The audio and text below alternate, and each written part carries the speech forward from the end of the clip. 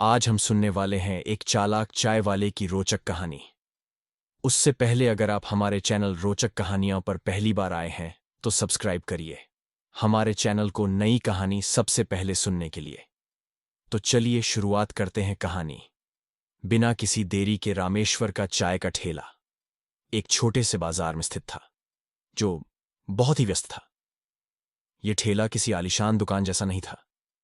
न कोई चमकदार काउंटर था, न ही महंगे चाय के कप। बस एक पुरानी लकड़ी की टेबल और कुछ झूले हुए स्टूल थे। चाय का बड़ा बर्तन हमेशा उबाल रहा था और उसकी खुशबू बाजार के कोने कोने तक पहुंच जाती थी। रामेश्वर हर सुबह 6 बजे अपनी दुकान पर पहुंचता और चाय बनाना शुरू करता। यह उसका रोज का काम था, जिसे उसने अपने पिता से सीखा था। रामेश्वर का पिता बहुत साधारण आदमी था, जो बस अपना गुजारा करने के लिए ही काम करता था। लेकिन रामेश्वर के सपने बड़े थे और वह हमेशा कुछ और करने की कोशिश करता था, जो उसके पिता ने कभी नहीं किया। चाय की दुकान के पास ही कपड़े की दुकान और मिठाई की दुकान थी, लेकिन रामेश्वर की दुकान की चाय की खुशबू सबसे अलग थी। उसे बनाने का तरीका भी खास था। मसालेदार चाय की खास महक से लोग उसकी दुकान के पास खींचे चले आते थे। वह सिर्फ चाय नहीं बेचता था, वह अपने ग्राहकों से बात करता था, उन्हें हंसी मजाक सुनाता था और उनके साथ एक रिश्ते जैसा महसूस कराता था। एक दिन बाजार के दूसरे कोने पर एक नया चाय वाला अपनी दुकान खोलने आ गया। उसकी दुकान बड़ी और आकर्षक थी। बड़े बड़े पोस्टर लगे थे और उसने अपनी चाय को सर्वश्रेष्ठ चाय के रूप में प्रचारित किया था। रामेश्वर ने देखा कि कुछ ग्राहक उसकी दुकान छोड़कर उस नए चाय वाले के पास जा रहे थे। शुरू शुरू में रामेश्वर को कोई फर्क नहीं पड़ा, लेकिन जब यह सिलसिला बढ़ने लगा तो उसने सोचा कि कुछ करना पड़ेगा। रामेश्वर का दिमाग तेज था और उसने इस प्रतिस्पर्धा का मुकाबला करने का तरीका सोचा। उसने खुद को प्रमोट करने के लिए किसी विज्ञापन या डिस्काउंट का सहारा नहीं लिया, बल्कि उसने अपने ग्राहकों के साथ और भी बातचीत बढ़ा दी। वह उन्हें छोटी छोटी मजेदार कहानियां सुनाता, कभी अपनी खुद की जिंदगी से, कभी बाजार के हलचल से। धीरे धीरे लोग समझने लगे कि सिर्फ चाय ही नहीं, रामेश्वर के साथ बिताए गए पल भी बहुत कीमती थे। इसके बाद लोग नए चाय वाले के पास जाने से कतराने लगे और फिर से रामेश्वर की दुकान पर लौटने लगे। यह केवल चाय का स्वाद नहीं, बल्कि रामेश्वर की बातें और उसकी समझदारी थी, जो ग्राहकों को वापस लाती थी। एक दिन बरसात के मौसम में रामेश्वर अपनी दुकान पर चाय बना रहा था। तभी एक शानदार गाड़ी उसकी दुकान के सामने रुकती है। एक आदमी जो अच्छे कपड़ों में था बाहर आता है। उसके साथ कुछ लोग थे जो उसे फॉलो कर रहे थे। वह आदमी कोई और नहीं बल्कि शहर का एक प्रमुख नेता श्री मेहरा थे। श्री मेहरा चुनावी राजनीति के बड़े खिलाड़ी थे। उनके पास बहुत शक्ति थी और लोग उनसे डरते थे। रामेश्वर ने उन्हें पहले कभी बाजार में देखा था, लेकिन वह सीधे अपनी दुकान पर नहीं आए थे। वे सीधे रामेश्वर के पास पहुंचे। रामेश्वर जी, मुझे सुना है कि आपकी चाय सबसे बेहतरीन है, श्री मेहरा ने मुस्कुराते हुए कहा। रामेश्वर ने भी मुस्कुराकर जवाब दिया, बिल्कुल सर, आपने सही सुना है, लेकिन यहां कोई चाय नहीं बल्कि अच्छी संगति मिलती है। श्री मेहरा हंसे, लेकिन उनके चेहरे पर थोड़ी चिंता भी थी।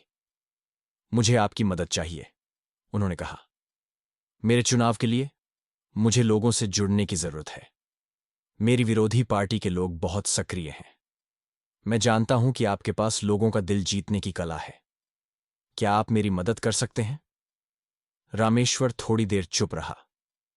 राजनीति में वह कभी भी रुचि नहीं रखते थे, लेकिन अगर यह अवसर उन्हें अपने शहर के लिए कुछ अच्छा करने का मौका दे तो वह क्यों ना इसका फायदा उठाएं।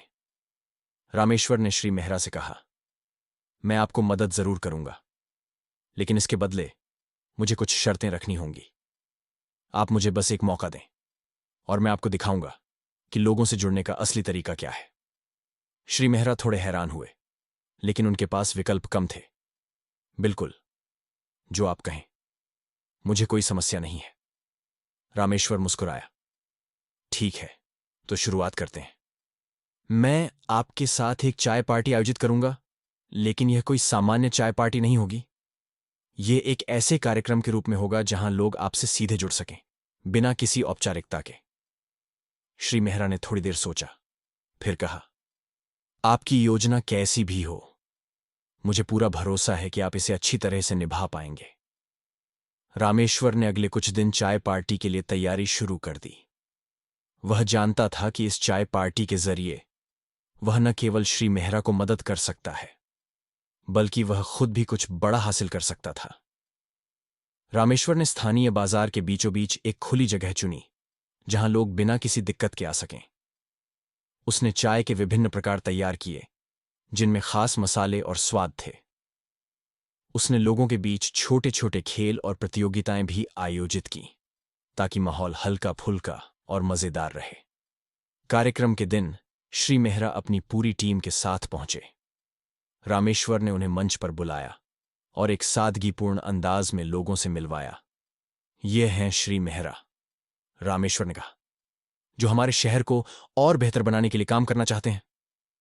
श्री मेहरा ने सभी को संबोधित किया, लेकिन रामेश्वर ने ध्यान दिया कि वह जितना बोल रहे थे उतना प्रभाव नहीं छोड़ पा रहे थे। तभी रामेश्वर ने अपनी चालाकी दिखाई। उसने मंच पर आते हुए कहा, आपका वक्त तो सभी ने सुना है, लेकिन क्या आप जानते हैं कि हमारे शहर के लोग असल में क्या चाहते हैं?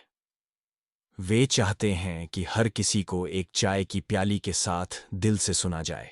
ये सुनते ही वहां के लोग हंस पड़े। रामेश्वर ने फिर कहा, चलिए हम चाय पिएं और बीच में कुछ सवाल जवाब करते हैं। मुझे यकीन है कि आप सभी के पास श्री मेहरा से कुछ अच्छे सवाल होंगे। ये योजना रामेश्वर की थी और ये इतनी कारगर साबित हुई कि लोगों ने खुद को श्री मेहरा के पास सहज महसूस किया। वे खुलकर अपने मुद्दे और सवाल रख रहे थे। श्री मेहरा ने एक एक करके सभी सवालों का जवाब दिया। इस सादगी और विनम्रता से वह लोगों के दिलों में जगह बनाने में सफल हुए। इस कार्यक्रम के बाद श्री मेहरा की छवि पूरी तरह से बदल गई। उन्होंने न केवल अपने चुनावी अभियान को नई दिशा दी, बल्कि रामेश्वर की चाय और चालाकी से लोगों से जुड़ने का तरीका भी समझा। वह अब आम आदमी के नेता बन गए थे। चाय पार्टी के बाद श्री मेहरा ने रामेश्वर को धन्यवाद दिया। आपकी मदद के बिना मैं शायद ऐसा प्रभाव नहीं बना पाता, श्री मेहरा ने कहा। रामेश्वर ने मुस्कुराते हुए कहा, यह सब चाय की प्याली में छुपा था। असल में यह केवल चाय नहीं, बल्कि लोगों से सच्चे संबंध हैं, जो उन्हें जीतने का सबसे बेहतरीन तरीका है। राजनीति में भी वही चीजें काम आती हैं जो आम जीवन में आती हैं, इंसानियत और समझदारी। श्री मेहरा ने फिर एक और सवाल पूछा, रामेश्वर, आपकी दुकान का नाम तो अब पूरी तरह से शहर में प्रसिद्ध हो चुका है। क्या आप मुझे कुछ और मदद दे सकते हैं? इस बार मुझे बस आपके चाय के स्वाद की ही नहीं, आपकी रणनीतियों की भी जरूरत है। श्री मेहरा के चुनाव में जीत के बाद रामेश्वर का नाम पूरे शहर में फैल गया। लोग अब उसे केवल चाय वाला नहीं, बल्कि एक बुद्धिमान व्यक्ति मानते थे। उसके ठेले के आसपास हमेशा भीड़ रहती थी और रामेश्वर अपनी चाय के साथ साथ समाज के मुद्दों पर भी बात करता था। उसकी दुकान अब केवल चाय का ठेला नहीं, बल्कि विचारों और बदलाव का एक केंद्र बन चुकी थी। रामेश्वर को यह समझ में आ गया था कि किसी भी व्यवसाय में केवल उत्पाद की गुणवत्ता ही महत्वपूर्ण नहीं होती, बल्कि उस व्यवसाय से जुड़ी हुई नीतियां और लोगों से संबंध भी उतने ही जरूरी होते हैं। अब रामेश्वर का सपना केवल चाय बेचने तक सीमित नहीं था। वह चाहता था कि उसकी चाय के ठेले से कुछ बड़ा निकले, एक ऐसा विचार जो न केवल शहर बल्कि पूरी दुनिया को प्रभावित कर सके। यह कहानी रामेश्वर की चालाकी, समझदारी और उसके जीवन की यात्रा की शुरुआत है। उसका जीवन अब केवल चाय तक सीमित नहीं था, बल्कि वह एक प्रेरणा बन चुका था, जिसने दिखाया कि जीवन में किसी भी क्षेत्र में सफलता केवल मेहनत से नहीं, बल्कि सही सोच और सही फैसलों से मिलती है। धन्यवाद। अगर आपको हमारी कहानी जरा सी भी पसंद आती है, तो वीडियो को लाइक करना और चैनल को सब्सक्राइब करना ना भूलें।